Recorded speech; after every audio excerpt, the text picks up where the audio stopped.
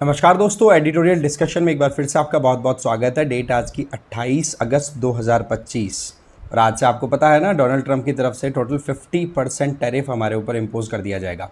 खैर मामला ये नहीं है, मामला कुछ ये है कि सुमित सर की तबीयत थोड़ी ठीक नहीं थी, इस वजह से ये रिस्पॉन्सिबिलिटी आज के लिए मुझे मिली है।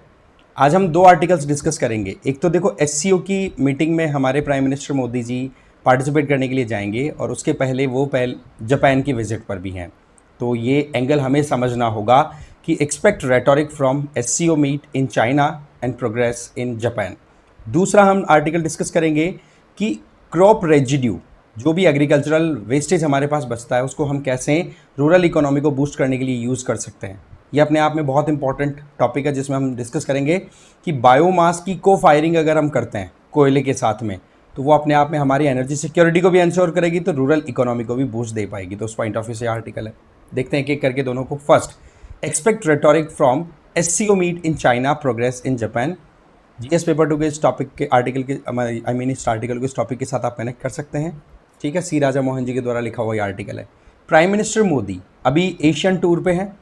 फर्स्ट तो वो टोक्यो जाएंगे, बायलैटरल विजिट जापान के साथ होगी, और फिर उसके बाद में वो SCO की मीटिंग के लिए तियानजिन, ठीक है, चाइना में पहुंचेंगे। तो ये अपने आप में एक बहुत इंपॉर्टेंट डेवलपमेंट है, वो भी उस टाइम पे जब USA हमारे अगेंस्ट में लगातार टैरिफ पे टैरिफ लगाया जा रहा है। ठीक है, ये हमारी इंटरनेशनल रिलेशन या फिर कहें कि हमारी जो पार्टनरशिप है उसमें जापान के एंगल से देखें ना, तब तो देखो कहीं ना कहीं एक पॉजिटिव आउटकम ही निकलेगा, क्योंकि जापान के साथ हम ऑलरेडी स्ट्रेटेजिकली और हर तरीके से एंगेज कर रहे हैं।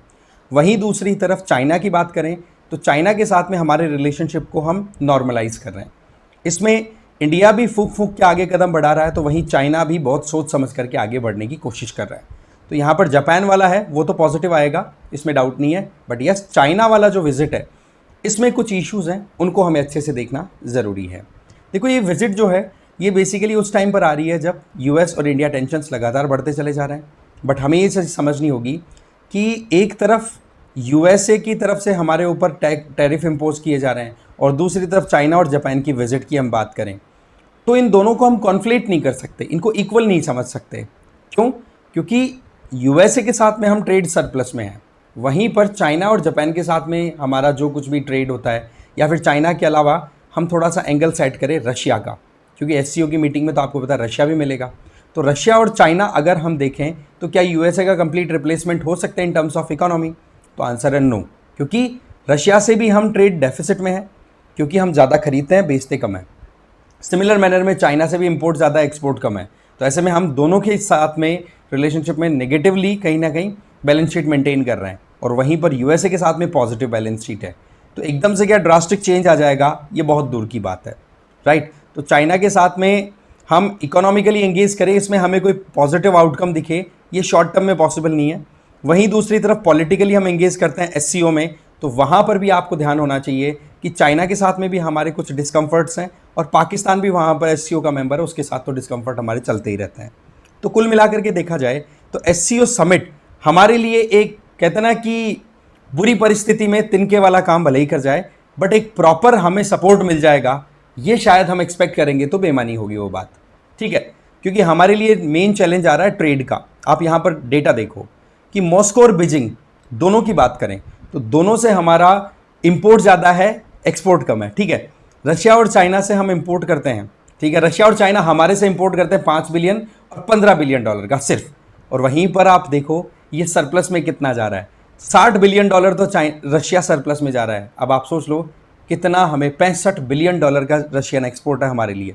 तो आप समझ जाओ कि कितनी ज़्यादा हम ट्रेड डेफिसिट में हैं। और चाइना के साथ में तो और भी बुरा हाल है, जहाँ चाइना 115 रुपये का माल बेचता है तो हम केवल 15 रुपये का माल बेच रहे हैं। तो कुल मिलाकर के 100 बिलियन डॉलर के ट्रेड डेफिसिट में हम चाइना के साथ हैं। अब आप सोचो कि इधर तो ट्रेड डेफिसिट है और दूसरी तरफ USA की बात करें, USA के लिए हम 88 बिलियन डॉलर्स का एक्सपोर्ट मेंटेन करके चल रहे हैं, राइट। और उस चीज़ में USA के टैरिफ के चलते नुकसान बहुत बड़ा होगा, क्योंकि ट्रेड सरप्लस कितना जा रहा है, USA से 88 बिलियन डॉलर हम एक्सपोर्ट करते हैं USA को, इंपोर्ट करते हैं 43 बिलियन डॉलर का, लगभग 45 बिलियन डॉलर का आप सरप्लस में हो। अब आप सोचो, एक तो पॉजिटिव एस्पेक्ट है, एक कंप्लीटली नेगेटिव है। क्या ये ट्रेड पॉइंट ऑफ व्यू से रिप्लेसमेंट है? Answer is no. ठीक है, अब दूसरी तरफ चाइना हमारे लिए चैलेंज कैसे क्रिएट कर रहा है? हम हमारी मैन्युफैक्चरिंग को मेक इन इंडिया प्रोग्राम के तहत बढ़ाना चाह रहे हैं, हम स्वदेशी प्रोग्राम को बढ़ा रहे हैं कि स्वदेशी प्रोडक्ट को परचेज करें। बट पॉइंट इज कि क्या हमारी मैन्युफैक्चरिंग उतनी ज़्यादा स्ट्रांग है जितनी कि चाइना की है? नहीं। दूसरी तरफ चाइना जब अपने खुद की बात को मनाने के लिए आर्म ट्विस्ट करता है तो वहाँ पर उनके पास में क्या क्या टूल्स हैं? रेयर अर्थ मैग्नेट्स, उनके पास में टनलिंग इक्विपमेंट, ड्रिलिंग की जो मशीन आती है हिमालयन रीजन में, अगर हम टनल वनल बनाते हैं तो बड़ी बड़ी मशीनें काम आती हैं वो। इसके अलावा आईफोन नो डाउट हमारे यहाँ पर मैन्युफैक्चर हो रहे हैं, बट यहाँ पर चाइनीज इंजीनियर्स का रोल बड़ा इंपॉर्टेंट आता है, वो इंडिया में आकर के पार्टिसिपेट कर रहे हैं क्योंकि हार्डवेयर का मामला रह गया, हार्डवेयर में इंडिया अभी इतना आ गया है नहीं। तो इन तीनों चीज़ों को चाइना अपनी तरफ से एक बार रोक चुका है कि भाई हम नहीं भेजेंगे। तो यहाँ पर अगर एक बार फिर से हम चाइना के साथ में इन तीनों चीज़ों पे रिलाई कर रहे हैं, इंगेज कर रहे हैं, दैट डजंट मीन कि हम बहुत ज़्यादा सेल्फ रिलायंट हो गए। अभी भी हमारे लिए बहुत ज़्यादा मुश्किलें हैं और इसके लिए हमें थैंक यू बोलना चाहिए हमारी पिछले 30 सालों की स्ट्रेटेजी पे, जिसमें हमारी इंडस्ट्रीज़ को हमने नेग्लेक्ट करके रखा। चाहे हमने 1991 में एलपीजी पॉलिसी अडॉप्ट कर ली, पर उसका बेनिफिट ज़्यादातर सर्विस सेक्टर को मिला है। एग्रीकल्चर को तो आपको पता है मोटा मोटा उतना मिल नहीं पाया। 3 फार्म लॉज लाने की कोशिश की भी गई थी, बट वो आपको पता 2021 में फार्म प्रोटेस्ट वो सारी चीज़ों के चलते फिर बाद में विड्रॉ कर लिया गया था। वहीं दूसरी तरफ मैन्युफैक्चरिंग में हम अभी भी बहुत पीछे हैं। तो हम मेक इन इंडिया, स्वदेशी प्रोडक्ट को खरीदो, इनके लिए अगर करें तो क्या ये कंप्लीट रिप्लेसमेंट दे सकते हैं अगेन यूएसए का? Answer is no. तो हमें यहाँ पर चाइना से भी ऑटोनॉमी मेंटेन करनी है ना, तो बहुत कुछ अभी करना बाकी है। ठीक है, अब चाइना की बात करें तो सीधी बात है ये हमारे ऊपर प्रेशर भी है। एक तरफ तो चाइना के साथ में रिलेशनशिप इंप्रूव करना इसलिए ज़रूरी है क्योंकि यूएसए जैसा जो कंट्री है वो हर कुछ ही अपनी तरफ से स्टेटमेंट दे रहा है, मनमानी करने की पूरी कोशिश की जा रही है। तो उस केस में हमें हमारी जो डिस्प्यूट्स हैं, हमारे इश्यूज़ हैं, उनको सेटल करने की ज़रूरत है, कम से कम नियर बाई जो नेबरिंग कंट्रीज़ हैं उनके साथ में। फिर आ जाओ रशिया की। रशिया लगातार एनर्जी सिक्योरिटी में बड़ा इंपॉर्टेंट रोल प्ले कर रहा है। आपको पता है कि डिफेंस पॉइंट ऑफ व्यू से तो रशिया पे हम ऑलरेडी 70 to 80% रिलाई करते हैं। रही सही में अब एनर्जी पॉइंट ऑफ व्यू से भी बहुत ज़्यादा रिलाई करने लग गए हम। तो ये भी अपने आप में हमारे लिए कंसर्निंग पॉइंट है। क्यों?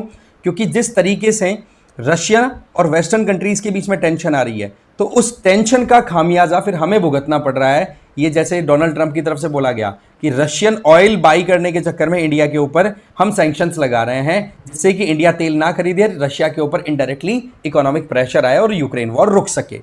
तो ये जो सिचुएशन है ये भी हमें कहीं ना कहीं वल्नरेबल बना रही है अगर हम रशिया के साथ रिलेशनशिप की बात करें। तो इन चीज़ों को, इस रियलिटी को हमें समझ करके आगे चलना होगा।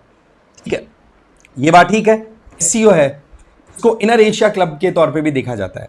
इसका मेन टारगेट क्या है कि भाई एशिया की मेजर इकोनॉमीज या मेजर कंट्रीज अगर पार्टिसिपेट करें तो जो यूएस अपनी डोमिनेंस एशिया में बनाने की कोशिश कर रहा है उसको ख़त्म किया जा सके।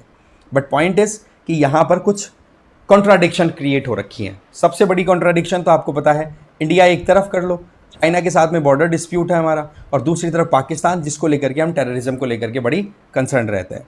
तो इन दोनों के साथ में ही हमारी नई सेटलमेंट होने के चलते हम ये एक्सपेक्ट नहीं कर सकते कि बहुत कुछ हमें आउटकम मिलेगा। बट यस, कुछ पॉजिटिव सिल्वर लाइंस हैं, वो हम आगे देखेंगे। एससीओ की स्थापना भी काउंटर टेररिज्म को ध्यान में रख के हुई थी कि भाई आतंकवाद को ख़त्म करना है। बट हमें पता है कि पाकिस्तान स्पॉन्सर्ड जो टेरर अटैक्स होते हैं उनको चाइना मोर और लेस एक इनडायरेक्ट सपोर्ट देता रहता है, क्योंकि चाइना के खुद के अपने इंटरेस्ट हैं उनको देखते हुए। तो उस केस में हमारे लिए ये एक चीज़ समझने की ज़रूरत है कि एससीओ में बैठ करके हम टेररिज्म को कंटेन करने की बात करें, वो भी पाकिस्तान बेस्ड, तो वो एक बेमानी बात होगी, क्योंकि एससीओ डबल स्टैंडर्ड सेटल करता हुआ दिखाई पड़ रहा है। कैसे कि इन प्रिंसिपल तो बात करता है कि भाई टेररिज्म रुकना चाहिए, और वहीं पर रियलिटी की बात करें तो टेररिज्म के ऊपर कोई एक्शन है नहीं। दूसरी तरफ चाइना को क्यों हम ज़्यादा विश्वास नहीं कर सकते, इसके पीछे थोड़ा सा रीसेंट हिस्ट्री को हमें उठाना पड़ेगा। रीसेंट हिस्ट्री मतलब 10-15 साल की बात कर रहा हूँ मैं। चाइना ने 2013 में belt and road initiative launch किया, जिसके तहत चाइना की एक part that is China Pakistan economic corridor, और वो पास होता है पाकिस्तान ऑक्यूपाइड कश्मीर गिलगिट बाल्टिस्तान से होते हुए, राइट। अब आपको पता है कि उधर से पास हो रहा है, तो इंडिया ने सीधा एक पॉइंट कहा कि भाई अगर चाइना को बेल्ट एंड रोड इनिशिएटिव की ये ब्रांच उधर से पास करनी थी तो हमसे कंसल्ट करते, बट चाइना ने बिना किसी कंसल्टेशन के उधर से पास कर दी अपनी इंफ्रास्ट्रक्चर को। तो इंडिया उस चीज़ को बिल्कुल भी एंडोर्स नहीं करता, सपोर्ट नहीं करता। तो चाइना इस बात को लेकर के भी खुश नहीं है कि बेल्ट एंड रोड इनिशिएटिव को लेकर के इंडिया बिल्कुल हमारे अगेंस्ट में खड़ा है। इसके अलावा इस्लामाबाद की बात करें तो अभी थोड़ा सा पाकिस्तान के पास में लिवरेज आई है डिप्लोमेटिक मैकेनिज्म के हिसाब से। देखें, आपको ध्यान है आसिम मुनीर की back to back US visit, और चाइना के साथ में जो एंगेजमेंट्स है, जिसके चलते अभी रिसेंट आपको ध्यान हो तो चाइना, पाकिस्तान और अफगानिस्तानी तालिबान ये मिलकर के चाइना पाकिस्तान इकोनॉमिक कॉरिडोर का सेकंड फेज, जिसको China Pakistan economic corridor second भी बोला जा रहा है, उसकी लॉन्चिंग पे बातचीत हुई, उसका लॉन्च भी हो चुका है। तो अब आप सोचिए कि यहां पर यूएसए के साथ में भी अपनी एंगेजमेंट मेंटेन कर रखी है पाकिस्तान ने, और चाइना के साथ भी कर रखी है। और ये जो चीज है ये पाकिस्तान को एक बार फिर से डिप्लोमेटिक सिनेरियो में एक बार सेंटर स्टेज पे लाके खड़ा कर देता है। दूसरी तरफ पाकिस्तान को सपोर्ट करने वाला टर्की और अजरबैजान, ये दोनों भी एससीओ की समिट में पार्टिसिपेट करने के लिए आएंगे। अब आप सोचो कि वहां पर पाकिस्तान अपनी तरफ से हर तरीके का माइलेज गेन करने की कोशिश करेगा, इंडिया को साइड में करने की। इवन हो सकता है कि इंडिया पर भी इनडायरेक्टली एक तरीके की पोजीशनिंग क्रिएट करने की कोशिश करेगी, इंडिया के साथ में हमारी कुछ बातचीत हो जाए एससीओ की साइड लाइन में। तो पाकिस्तान का माइलेज भी यहां पर राइज हो रहा है, तो हम ज्यादा उतना एक्सपेक्ट नहीं कर सकते, राइट। अब आ जाओ साउथ एशिया की। साउथ एशिया में लगातार चाइना अपनी पोजीशन को स्ट्रांग करने की कोशिश कर रहा है, ये किसी से छुपी हुई बात नहीं है। फिर चाहे बांग्लादेश में इन्वेस्टमेंट की बात कर लो, म्यांमार में इकोनॉमिक कॉरिडोर डेवलप करने की बात कर लो, पाकिस्तान की बात करो, श्रीलंका में बड़े प्रोजेक्ट्स में इन्वेस्ट करने की बात कर लो, या मालदीव्स में बात कर लो, हर एक कंट्री, नेपाल को कैसे भूल सकते हैं। तो कुल मिलाकर के अगर हम एससीओ और साउथ एशिया को इक्वेट करें तो केवल बांग्लादेश और भूटान, इन दो कंट्रीज को छोड़ दो, बाकी सारे कंट्रीज मोर और लेस एससीओ की तियानजिन समिट के अंदर प्रेजेंट होंगे। जैसे कि अफगानिस्तान एक ऑब्जर्वर है, मालदीव्स, म्यांमार, नेपाल और श्रीलंका, इनकी बात करें तो ये एसोसिएट है। और लगातार चाइना की तरफ से ये दबाव लगाया जा रहा है या फिर पुश किया जा रहा है कि जी बांग्लादेश को भी हमें एंट्री दे देनी चाहिए एससीओ में। अब आप सोचो, सार्क जो कि 1985 में स्थापित किया हुआ साउथ एशियन एक कार्टल है, कंट्रीज का ग्रुप है, ये तो बिल्कुल ठंडे बस्ते में पड़ा है, क्योंकि 2014 के बाद में अभी तक इसकी कोई मीटिंग ही नहीं हुई है। यहां पर इंडिया पाकिस्तान राइवलरी के चलते ये अपने आप में बिल्कुल खत्म होया हुआ ग्रुप है, जिसके बारे में अब याद करना भी बड़ा बेकार सा लगता है ना। अब पॉइंट क्या बनता है कि चाइना यहां पर सार्क को साइडलाइन करते हुए, चाइना की कोशिश है कि सार्क में एंट्री हो जाए, पर सार्क एक डेड ग्रुप बना हुआ है। इस वजह से चाइना क्या कोशिश कर रहा है कि साउथ एशियन कंट्रीज को एससीओ में लेके आ जाते हैं और वहां पर फिर डायलॉग स्टैब्लिश करते हैं। और यहां पर स्टार्ट होती है यूएस चाइना का जो कंपटीशन है उसकी बैटल स्टेज। अब वहां पर इंडिया की पोजीशन तो ज्योग्राफिकली आप देख सकते हो साउथ एशिया में बिल्कुल सेंट्रल है, बट चाइना अपने पत्ते वहां पर चला रहा है और यूएसए भी चला रहा है। तो इस सिनेरियो को अगर देखें तो एक बार फिर से यहां पर साउथ एशिया में ये दोनों कंट्रीज अपनी पोजीशन को स्ट्रांग करने की कोशिश कर रहे हैं, यूएस और चाइना। इसके लिए फिर पाकिस्तान जैसे कंट्रीज अपना कहते ना कि अपना स्कोर अच्छा बनाते हुए दिखाई पड़ रहे हैं।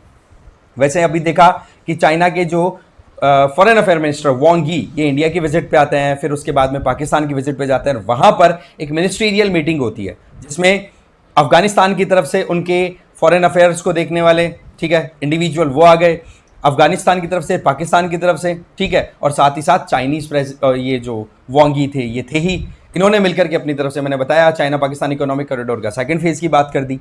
वहीं पर बीजिंग लगातार पाकिस्तान और बांग्लादेश को इस बात के लिए एक तरीके से पुश कर रहा है कि भाई आप अपनी रिलेवेंस को कंटिन्यूअस बनाए रखो किसी भी तरीके से, राइट। क्योंकि जिस तरीके का सिनेरियो अभी साउथ एशिया में बन रहा है और रही सही में इंडिया एक अच्छी खासी पोजीशन में आ रहा है, तो उस केस में यूएसए का इंडिया के खिलाफ में जाना ये चाइना के लिए साउथ एशिया के अंदर एक अच्छी पोजीशन क्रिएट करता है, ठीक है। ये बात यूएसए को कब रियलाइज होगी वो तो समय बताएगा।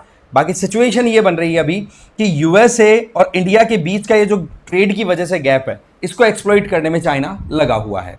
फिर आगे बात करें तो बीजिंग जो है वो लगातार एक कॉन्सिक्वेंशियल एक्सटर्नल पावर के तौर पे निकल के आ रहा है। क्यों? आप खुद सोचो, यूएस और इंडिया के बीच के गैप का फायदा जैसे मैंने बताया, और दूसरा चाइना की डायरेक्ट फिजिकल प्रेजेंस तो यहां पर है नहीं, तो साउथ एशिया में किसी भी तरीके का डिस्टर्बेंस अगर होता है तो चाइना को कोई नुकसान नहीं है। हाँ, पैसा भले ही अटक जाए चाहे उसका, बट एकदम डायरेक्टली कोई थ्रेट नहीं है। इसलिए एक बेनाइन बेनिफैक्टर तक कंसिडर किया जा रहा है चाइना को, कि इसको ज़्यादा खुद को नुकसान नहीं है। चाइना विन विन सिचुएशन के हिसाब अपनी पॉलिटिकल माइलेज बनाना चाह रहा है through the economic corridors, right. फिर आ जाओ आप कि चाइना की तरफ से एफर्ट क्या किए जा रहे हैं, कि अभी स्टेटमेंट देखो वांग यी के कि immense development potential and resilience is there in South Asia. इसके अलावा चाइना लगातार एक ट्रस्टवर्दी पार्टनर के तौर पे और स्ट्रॉन्ग सपोर्टर के तौर पे इमर्ज होकर आ रहा है। ये बातें शो करती हैं कि चाइना वल्नरेबिलिटीज को एक्सप्लॉइट कर रहा है साउथ एशिया में। वो क्या इंडिया के लिए बिल्कुल एक्सेप्टेबल होगी? नहीं। तो यहां पर सिचुएशन बन गई कि हमें सोच सोच करके समझ करके आगे चलना होगा। चाइना लगातार इकोनॉमिकली स्ट्रेंथ को अपनी को जो इनके पास में फॉरेक्स पड़ा है उसका बेनिफिट उठा रहा है। ठीक है, वो इकोनॉमिकली और पॉलिटिकली दोनों तरह से साउथ एशिया में एंगेज कर रहा है। यूएस की बात करें तो यूएसए में भी आपको पता है कि अभी रिसेंट टाइम में जिस तरीके के डेवलपमेंट्स आए हैं, एक तो पाकिस्तान को एंटरटेन करना, वहाँ पर चलो न्यूक्स का भी एक कॉन्सेप्ट दिया जाता है कि यूएसए के न्यूक्स वहाँ पर डिप्लॉयड है या फिर स्टोर्ड है, बट हमें यहाँ पर यह समझने की ज़रूरत है कि यूएसए डोनाल्ड ट्रंप रिजीम के अंडर में एक ही चीज़ चाह रहा है कि भाई हमारा फ़ायदा होना चाहिए। अब क्या होता है कि यूएसए की इस एम्बिशियस अप्रोच के चलते यूएस का जो रिलेशन है वो बाकी दुनिया के साथ बिगड़ा हुआ है।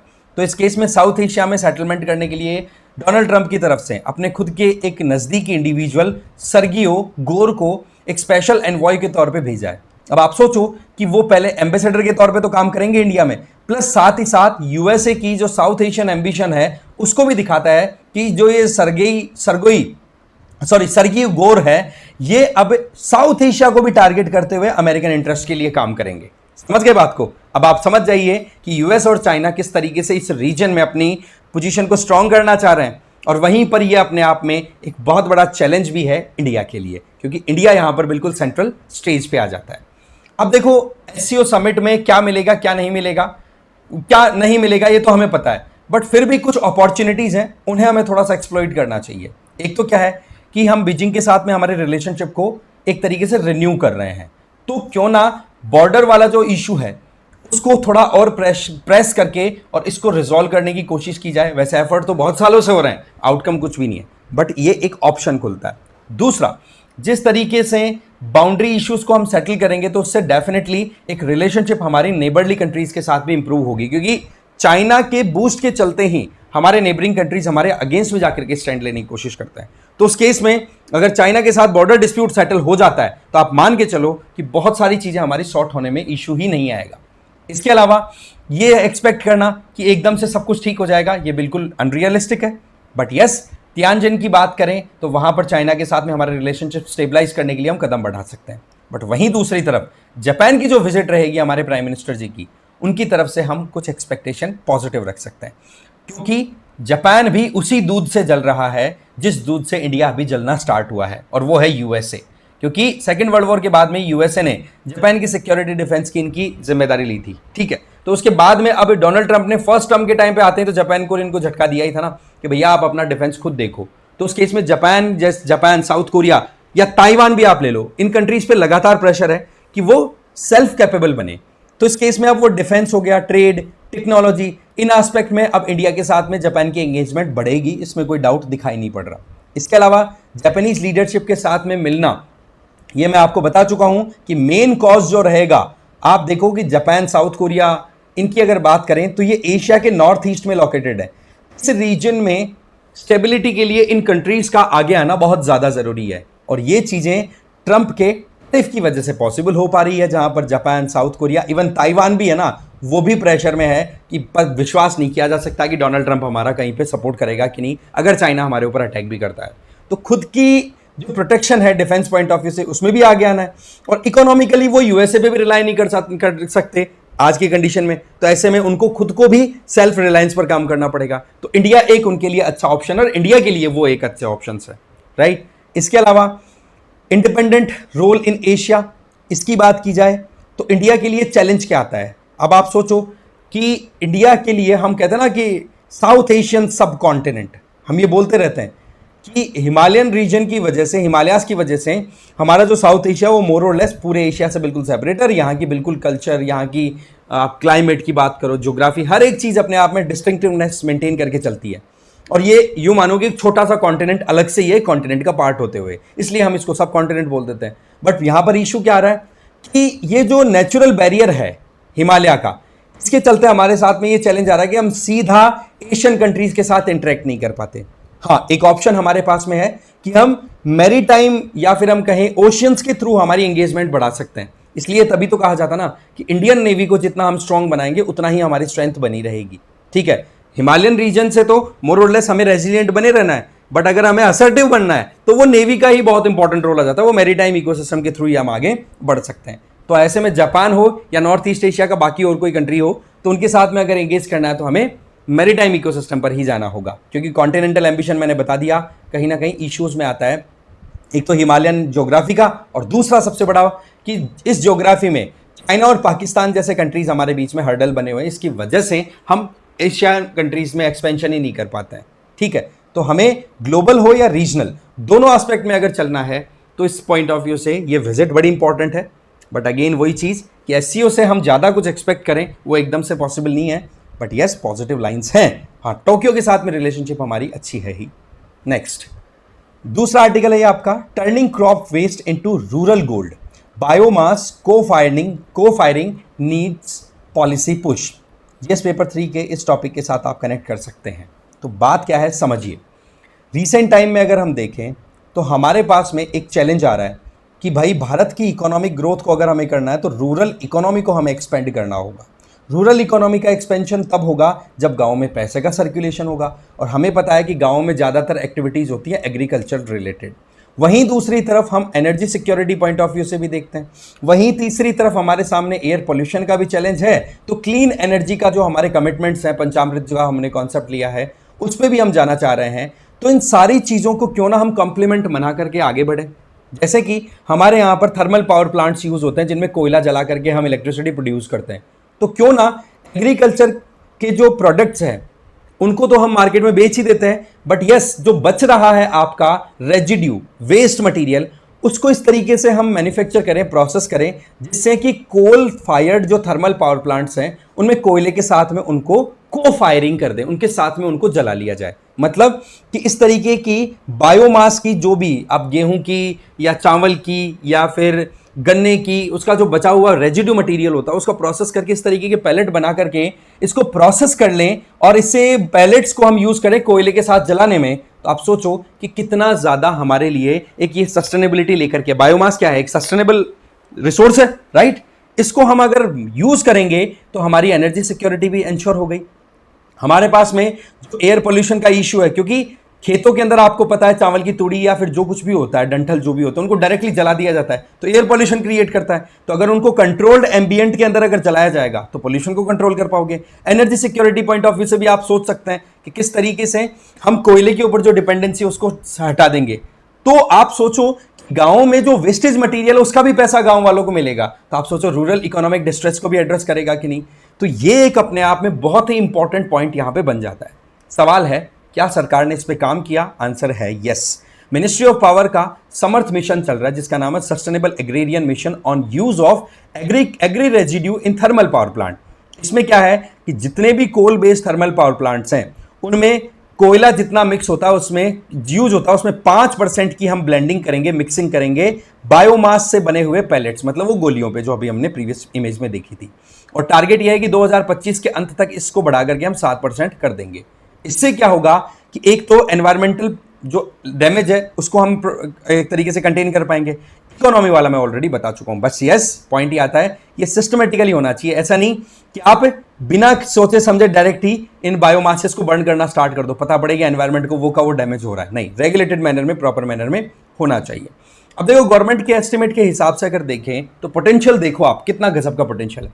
500 मिलियन टन का हमारे यहां पर हर साल एग्रीकल्चरल रेजिड्यू प्रोड्यूस होता है, उसमें से केवल 140 मिलियन टन, ठीक है, मतलब उसमें से कुछ हिस्सा, ठीक है, उसमें से कुछ हिस्सा ध्यान से देखना, 500 मिलियन टन में से जो हम फॉडर के लिए, जानवरों को फीड करने के लिए, फ्यूल वुड के लिए या कंपोस्ट बनाने के लिए यूज कर लेते हैं, जो हमारे फर्टिलाइजर का काम कर देती है। रिमेनिंग 140 मिलियन टन है वो सरप्लस है और उसको फिर खेतों में डायरेक्टली जला दिया जाता है बिना सोचे समझे। अब आप सोचो कि इसकी वजह से कितना तो एयर पोल्यूशन हो रहा है, कितना ग्रीन हाउस गैसेस का एमिशन हो रहा है, तो क्लाइमेट चेंज और ग्लोबल वार्मिंग का इंपैक्ट बढ़ता चला जा रहा है। तो इसको क्यों ना 140 मिलियन टन को एक सही ढंग से चैनलाइज करके इनका यूज किया जाए। आप खुद देखो कि जब स्टबल बर्निंग होती है, नवंबर मंथ से स्टार्ट हो जाती है, नवंबर दिसंबर जनवरी तक, उसकी वजह से आप यहां पर देखो कि पंजाब हरियाणा में स्टबल बर्निंग के चलते 40% के लगभग सर्दियों में जो एयर पोल्यूशन के एपिसोड होते हैं वो इन्हीं की वजह से होते हैं। पर्टिकुलरली किस रीजन में? इंडस गंगा प्लेन वाले रीजन में, इंडो गैंजेटिक प्लेन्स में, जो हमारे नॉर्दर्न प्लेन्स है वहां पे। तो इसका इंपैक्ट आप किस हद तक रेगुलेट कर सकते हो उसको आप समझ सकते हैं। बायोमास को अगर पैलेट्स में कन्वर्ट कर दिया जाए तो उसको उनकी पोर्टेबिलिटी भी बड़ी आसान हो जाएगी और इनकी मैन्युफैक्चरिंग किसी भी तरीके के रेजिड्यू, जैसे राइस की स्ट्रॉ है, कॉटन की स्टॉक है, मस्टर्ड हस्क है या फिर शुगर केन बेगासिस, जिनको मोरलेस जला करके खत्म करने की कोशिश की जाती है, तो इनसे पैलेट बन जाएगी, तो थर्मल पावर प्लांट की जो नीड है, इनपुट कॉस्ट, इनपुट की जो कोल की रिक्वायरमेंट है, वो ऑटोमेटिकली हम रिप्लेस करवा सकते हैं इससे। ठीक है, बायोमास को फायरिंग से बेनिफिट क्या होगा, कार्बन डाइऑक्साइड एमिशन 15 से 20% तक रिड्यूस हो सकता है। तो ये अपने आप में हमारी कहते हैं ना सेल्फ रिलायंस को, सस्टेनेबिलिटी को भी इंश्योर कर देगा। इसके अलावा rural economy point of view से देखें तो सीधा एक फिगर है कि अगर 1 एकड़ जमीन के ऊपर खेती की गई और उससे जो रेजिड्यू प्रोड्यूस हुआ, ठीक है, जो भी वेस्टेज मटेरियल एग्रीकल्चर का प्रोड्यूस हुआ, उसको अगर कोई खरीदता है तो किसान को 3,000 से 6,000 रुपए तक मिल सकते हैं।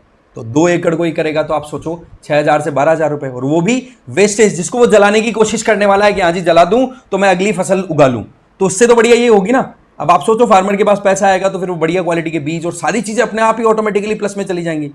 तो ऐसे में हम ऑलरेडी कहते ना कि एग्रीकल्चर में बहुत ज्यादा रेजिड्यू पॉइंट ऑफ व्यू से सरप्लस में है, बहुत ज्यादा कचरा हमारे या वेस्टेज मटेरियल, अब उस वेस्टेज को हम यूज कर लेंगे तो वही यूटिलिटी वाली चीज हो जाएगी। तो इसका मतलब 10 से 20 मिलियन फार्मर्स को सीधा बेनिफिट होगा और ओवरऑल इकोनॉमी में 6,000 से 24,000 करोड़ तक का बेनिफिट हो सकता है रूरल इकोनॉमी को अकेला 1 साल के अंदर। अब आप सोचो पोटेंशियल कितना ज्यादा है। फिर आ जाओ दूसरा बेनिफिट इकोनॉमी में, एम्प्लॉयमेंट जनरेशन। जहां पर ऑलरेडी ये पैलेट मैन्युफैक्चरिंग यूनिट्स काम कर रही है ना, वहां पर अच्छे खासे लोगों को नौकरियां मिल रही है नॉर्दर्न और सेंट्रल इंडिया में, और ज्यादातर इसमें पार्टिसिपेशन हमें अभी इंक्रीज करने की जरूरत है। तो वो स्मॉल एंटरप्रेन्योर्स की, जो कि स्मॉल स्केल पर, छोटे स्केल पर भी अपने खेतों के साइड में ही अगर मान लो किसी ने अपना प्लांट डाल दिया तो उससे कितना बेनिफिट होगा, लोकल एरिया में ही जॉब मिलेंगी, गांवों से फिर माइग्रेशन का जो इशू है वो भी टैकल हो जाएगा। इशू जो आ रहे हैं ना अभी तक क्या ज्यादातर अगर काम हो रहा है तो सरकारी संस्थाओं के द्वारा ही किया जा रहा है। ठीक है, हमें यहां पर प्राइवेट सेक्टर को या इंडिविजुअल्स को भी एनकरेज करना होगा। तो उसके लिए हमें सप्लाई चेन, ट्रांसपोर्टेशन और जो भी हमारा रेजिड्यू है एग्रीकल्चर उसका proper aggregation, proper machinery servicing, इनके ऊपर काम करना होगा। अब ये चीजें जब प्रॉपर होंगी, आप सप्लाई चेन को प्रॉपर्ली मेंटेन करोगे तो आप सोचो कितने लोगों को इन एस्पेक्ट में भी जॉब मिलती चली जाएगी। हमारा जो नेशनल बायो एनर्जी मिशन है उसमें सीधा ये प्रोविजन दिया हुआ है कि हम फुल स्केल डिप्लॉयमेंट पे जाना चाहते हैं बायोमास को फायरिंग पे। इसका मतलब ये है कि आप ज्यादा भी नहीं तो 50,000 से ज्यादा नौकरियां रूरल और सेमी रूरल एरिया में सीधी क्रिएट कर दोगे। अब आप सोचो कितना पोटेंशियल है इकोनॉमी पॉइंट ऑफ व्यू से। आ जाओ फिर इंटरनेशनल एक्सपीरियंस की बात कर लेते हैं। स्वीडन और यूनाइटेड किंगडम दोनों में बायोमास को फायरिंग ऑलरेडी अलाउ की हुई है।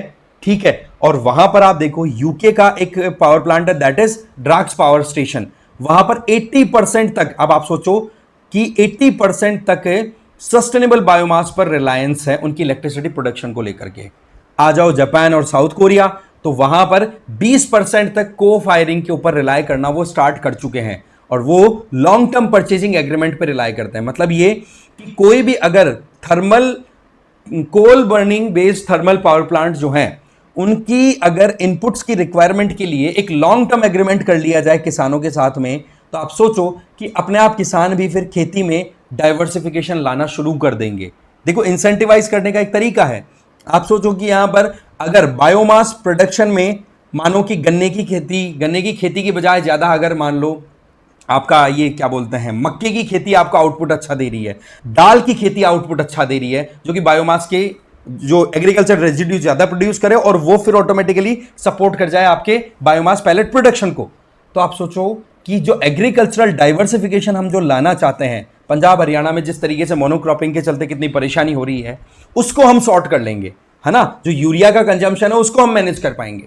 इंडोनेशिया ज्यादा दूर नहीं, वहां पर भी 52 के लगभग कोल पावर प्लांट्स ऐसे हैं जहां पर 10% के लगभग बायोमास ब्लेंडिंग की जाती है।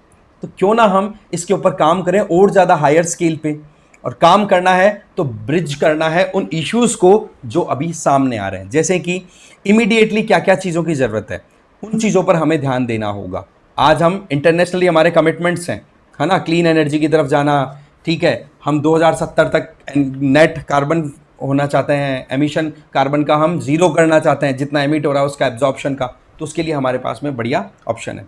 अभी मैंने बताया कि ज़्यादातर तो पब्लिक सेक्टर यूटिलिटीज़ इस पे काम कर रही हैं, क्योंकि इशू क्या है, एक तो कॉस्ट का है, एक टेक्निकल कंपैटिबिलिटी, टेक्नोलॉजिकल एडवांसमेंट और एक फ्यूल सप्लाई चेन। इन तीनों चीज़ों पर हमें अगर काम करने का मौका मिले तो करना होगा। मौका क्या करना है जिससे कि फिर आउटकम अच्छा मिले, और उसके लिए हमें प्राइवेट जनरेटर्स को भी आगे लाने की जरूरत है, क्योंकि उनको डर क्या लगता है भाई, प्राइवेट सेक्टर को सीधी बात है पैसा अगर ज़्यादा लगता है तो कोई हाथ नहीं लगाता। प्राइवेट सेक्टर में पैसा मुनाफे के हिसाब से चलता है, तो उस पर हम काम कर सकते हैं। और ये ऐसे चैलेंजेस हैं जो सही मायने में इतने मुश्किल नहीं है कि सॉल्व ही ना हो सके, राइट। तो प्रॉपर मैनर में इस पे काम किया जाए। जैसे हम एथेनॉल ब्लेंडिंग की बात करते हैं, बायोफ्यूल ब्लेंडिंग की बात करते हैं डीजल पेट्रोल के अंदर, तो उस पर काम किया जा सकता है। तो पॉलिसी इंटरवेंशन किस किस तरीके से हो, तो उसके लिए यहाँ पर सजेशन है। पहला सजेशन, एकदम क्लियर और कंसिस्टेंट आपके पास में प्रोक्योरमेंट रिलेटेड नॉर्म्स तैयार कर दो। मतलब ये कि कहीं पर भी कोई, आप कह सकते हो कि फार्मर से लेकर के पैलेट मैन्युफैक्चरर और वहां से लेकर के थर्मल पावर प्लांट, वहां तक का जो पूरा प्रोसेस है वो बिल्कुल ट्रांसपेरेंट, ऑनलाइन, डिजिटल मोड में ऑपरेट कराओ आप, ठीक है। और उसको मेंटेन करने का तरीका कंसिस्टेंट होना चाहिए। और खरीदारी कार वो जो है वो एक स्टेटस स्टैंडर्डाइज कर दो, ठीक है। पैलेट की क्वालिटी क्या होगी उसको स्टैंडर्डाइज कर दो, जिससे कि फिर थर्मल पावर प्लांट की जो रिक्वायरमेंट है उसके हिसाब से पैलेट प्रोड्यूस किए जा सके और बिना कोई टेक्नोलॉजिकल अपग्रेडेशन या वेरिएशन के पावर प्लांट में इलेक्ट्रिसिटी प्रोड्यूस हो सके। ट्रांसपोर्ट की इनकी फैसिलिटी हो जाए, प्राइस मैकेनिज्म है उसको बिल्कुल ट्रांसपेरेंट रखा जाए, ठीक है। आप कॉन्ट्रैक्ट बेसिस पे एक काम को प्रमोट कर सकते हो और जितने भी इश्यूज आ रहे हैं उनके बीच में आप, मतलब वही बात है कि बहुत सारे स्टेक होल्डर्स इसमें इन्वॉल्व हो गए, तो वहां पर जो इश्यूज उनको सेटल किया जाए, जिससे कॉन्फिडेंस बिल्डिंग मेजर्स लेकर के हम इस चीज़ों को ईजी कर सकते हैं। और बायोमास पैलेट को हमें ज़्यादा से ज़्यादा प्रोमोट करवाना है कोल सेगमेंट में, कोल बेस्ड पावर प्लांट्स में, ठीक है। ज़्यादा भी नहीं तो 3 से 5% हमारी जितनी भी एनर्जी प्रोड्यूस होती है उसमें कोल, ये बायोमास का हमारा रिलायंस होने की ज़रूरत है। दूसरा, कैपेसिटी बिल्डिंग सपोर्ट पर हमें काम करना होगा कि जैसे मैंने बताया कि अभी तक ज़्यादातर पब्लिक सेक्टर में काम कर रहे हैं, तो हमें यहाँ पर सब्सिडी का इनका मैकेनिज्म किया जा सकता है, लोन फैसिलिटी ईजी दी जा सकती है, जैसे कि easier access to credit, technical assistance जिससे कि क्वालिटी स्टैंडर्ड्स को मीट आउट किया जा सके, और लॉजिस्टिक सपोर्ट जिससे कि मैंने बताया कि सप्लाई चेन में जो भी स्टेक होल्डर्स हैं वो आराम से चीज़ों को खेत से सीधा थर्मल पावर प्लांट तक पहुंचाया जा सके थ्रू डिफरेंट स्टेजेस। इसके अलावा तीसरा सजेशन, बेटर मॉनिटरिंग होनी चाहिए और प्रॉपर रिपोर्टिंग मैकेनिज्म होना चाहिए। इसके लिए क्या हो, नंबर 1, को फायरिंग जो भी हो रही है पैलेट, ये जो बायोमास बेस्ड पैलेट्स की इन थर्मल पावर प्लांट्स, उनका डेटा मैनेज हो, ठीक है। एमिशन रिडक्शन को हमें प्रॉपर्ली ट्रैकिंग में लेके आने की ज़रूरत है और साथ ही साथ जहाँ पर अच्छे काम हो रहे हैं उनकी केस स्टडी होकर के उनको मॉडल के तौर पे दूसरे जो सेगमेंट्स हैं, दूसरे एरियाज़ में जो ऑपरेट हो रहे हैं उनके साथ में शेयर किया जाए, मतलब बेस्ट प्रैक्टिसेस शेयर करी जाए, पब्लिक ट्रस्ट को मेंटेन रखा जाए। तो तीसरा ये सजेशन। और चौथा, हम देखो सीधी बात है, कार्बन मार्केट में भी ऑपरेट करते हैं क्योंकि हमारा टारगेट क्या है कि हम ग्रीन हाउस गैसेस का एमिशन हम रिड्यूस करना चाह रहे हैं। तो ग्रीन हाउस गैसेस अगर रिड्यूस करनी है तो हमें ये देखने की ज़रूरत है कि जो टेक्नोलॉजी है वो अप टू द मार्क हो और जो भी पैलेट्स हम यूज़ कर रहे हैं उसके चलते अगर कार्बन एमिशन में रिडक्शन हो रहा है, जैसे कि हमने देखा कि लगभग 10 से 15% कार्बन डाइऑक्साइड एमिशन कम हो जाएगा अगर पैलेट बेसिस पे हम यूज़ करते हैं थर्मल पावर प्लांट्स में, है ना। तो उससे क्या होगा कि आपके पास में कार्बन क्रेडिट ऑटोमेटिकली प्लस में चला जाएगा और उसका फिर बेनिफिट और लॉन्ग टर्म में हम उठा सकते हैं डिफरेंट, आप कह सकते हो कि दूसरे बड़े प्रोजेक्ट्स लगाने के अंदर, ठीक है। तो इस चीज़ के लिए थोड़ा सा हमें और आगे आने की ज़रूरत है और गवर्नमेंट ने ऑलरेडी 2070 का अपना टारगेट है ही हमारा कि नेट जीरो टारगेट हमने अचीव करना है। तो उसके लिए भाई सीधी बात है, फंडिंग का जो सोल्यूशन है उस पर तो काम करना ही पड़ेगा और ये पैलेट बेस्ड सिस्टम है इस पर हम रिलाई करते हैं, जिसको हम बोल रहे हैं बायोमास को फायरिंग, तो ये ऑटोमेटिकली अच्छा आउटकम हमें दे देगा, ठीक है ना। वैसे हमें बहुत सारे और भी काम करने हैं, बट अगेन मैं बता दूं कि जिस तरीके से हम रिन्यूएबल एनर्जी रिलेटेड बड़े बड़े प्लांट्स लगाते हैं, ठीक है, उनमें समय भी लगता है, उनको इंस्टॉलेशन में टाइम भी लगता है। वहीं पर दूसरी तरफ बायोमास बेसिस पर अगर ये पैलेट्स हम डेवलप करके को फायरिंग पे जाते हैं तो जो खेतों की जो एक यूटिलिटी है, एग्रीकल्चरल इकोनॉमी है, उसको भी बूस्ट मिलेगा और हमारे जो टारगेट है इंटरनेशनल, जो हमारे कमिटमेंट्स हैं वो भी हम पूरे कर पाएंगे। और सबसे इंपॉर्टेंट चीज़, इंक्लूसिविटी और बैलेंस भी हम मेंटेन कर पाएंगे। डेवलपमेंट की बात करें तो जो डिवाइड होता है ना अर्बन रूरल, वो डिवाइड भी रिड्यूस होगा। फार्मर्स के फायदे की बात कर रहे हैं, रूरल वर्कर्स को जॉब मिलेगी, एनर्जी कंपनीज को भी यहाँ पर बेनिफिट का स्कोप है, तो एनवायरमेंटल एडवोकेट्स भी यहाँ पर मोर और लेस कंफर्टेबल फील करेंगे। तो उनको साथ में लो, स्टेक होल्डर्स को साथ में मिलकर काम करो। कदम हमने ऑलरेडी समर्थ मिशन के तौर पे उठा रखा है, ठीक है, बट अगेन इसको थोड़ा और एक्सपेंड करने की ज़रूरत है।